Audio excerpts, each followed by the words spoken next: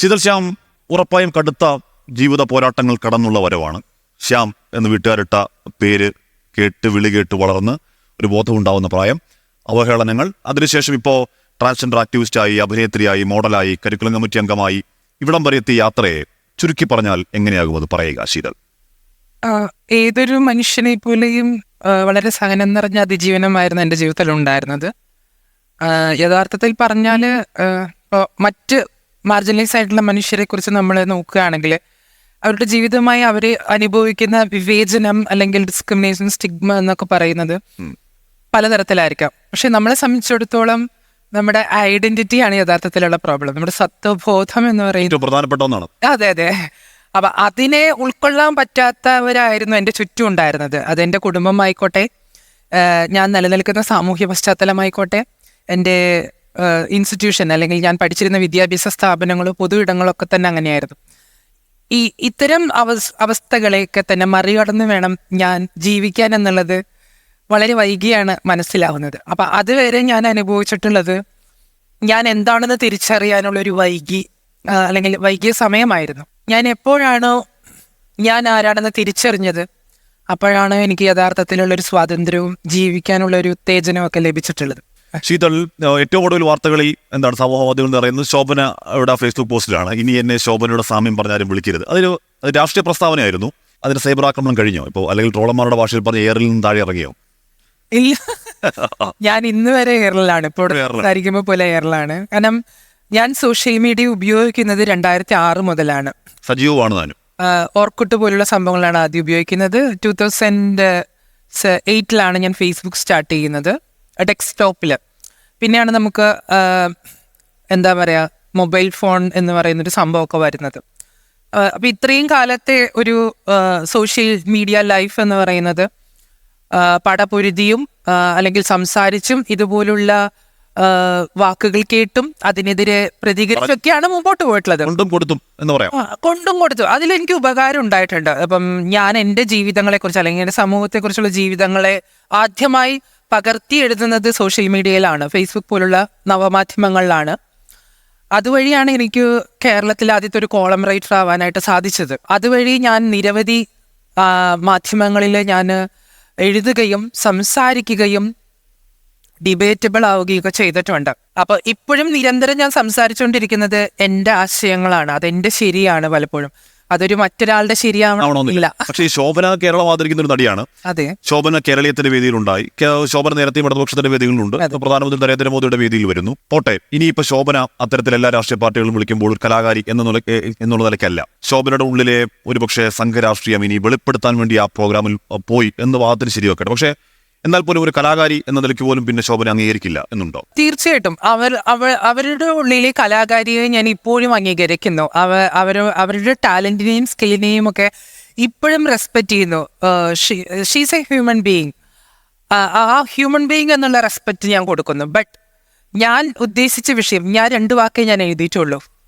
അത് ഇത്രമാത്രം മലയാളികൾക്ക് പ്രശ്നമാവണമെങ്കിൽ അതെന്തായിരിക്കാമെന്നുള്ളത് നമുക്ക് ഊഹിക്കാവുന്നതേ ഉള്ളൂ. സമകാലീന ഇന്ത്യൻ സാഹചര്യത്തിൽ ഇന്ത്യ ഭരിക്കുന്ന ഒരു ഭരണാധികാരി നിലനിൽക്കുന്ന ഒരു വേദിയിൽ ഒരു സ്ത്രീയാണ് സംസാരിക്കുന്നത്. ഇന്ത്യയിലെ ഈ ഭരണാധികാരിക്ക് കീഴിൽ നമ്മൾ സ്ത്രീകളെല്ലാം സുരക്ഷിതരാണെന്ന് നമുക്കറിയാം.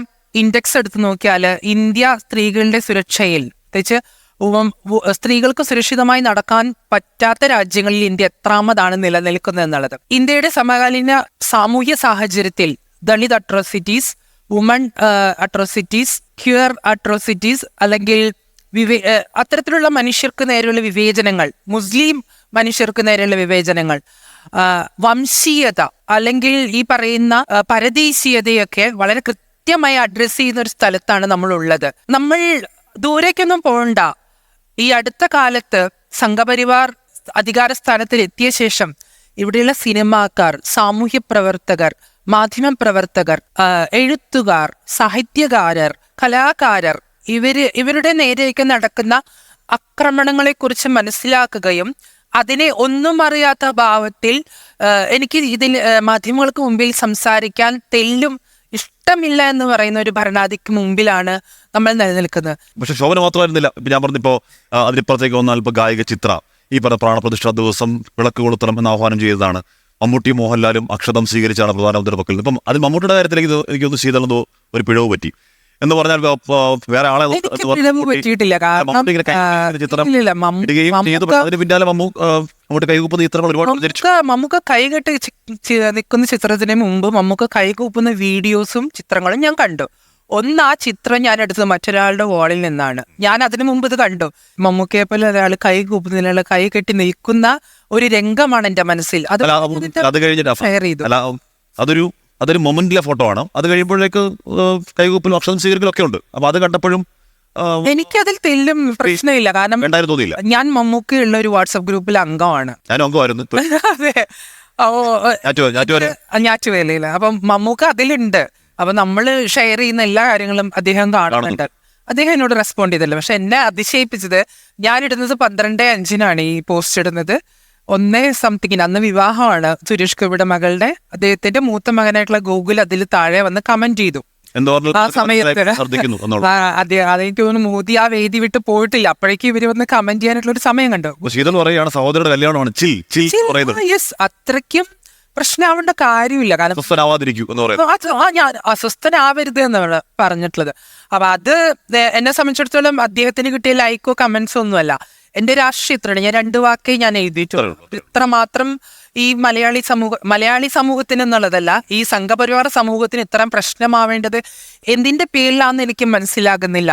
അപ്പം അതിനുശേഷം സോഷ്യൽ മീഡിയയിൽ ഉയർന്നു വന്നിട്ടുള്ള പ്രധാന പ്രശ്നം എന്ന് പറയുന്നത്, മമ്മൂട്ടിയെ പോലെ അനുകൂലിക്കുന്ന ഒരു കാലഘട്ടത്തിലേക്ക് വന്നു മലയാളി, അതിന് പഠിച്ചു എന്നുള്ളതാ. അപ്പൊ നമ്മൾ ഷാരൂഖ് ഖാന് എയർപോർട്ടിൽ ഈ പറയുന്ന പ്രശ്നങ്ങൾ നേരിട്ടപ്പോ ഷാരൂഖ് ഖാന്റെ സിനിമകൾ നിരോധിക്കുമെന്ന് പറഞ്ഞപ്പോ നമ്മൾക്ക് പ്രശ്നമായിരുന്നില്ല, മലയാളികൾക്ക് പ്രശ്നമായിരുന്നില്ല. പക്ഷെ മമ്മൂക്ക് പോലെ ഒരാളെ ഇങ്ങനെ വളഞ്ഞിട്ട് ആക്രമിക്കുന്ന സംഘപരിവാർ രാഷ്ട്രീയം നിലവിലെ കേരള സാഹചര്യത്തിൽ സംസാരിക്കുന്നുണ്ടെങ്കിൽ അത് വളരെ അപകടകരമാണ്. അതിനെ തിരിച്ചറിയണം, അതിനെ പ്രതിരോധിക്കണം എന്നുള്ള ഉത്തമ ബോധ്യത്തോടു കൂടി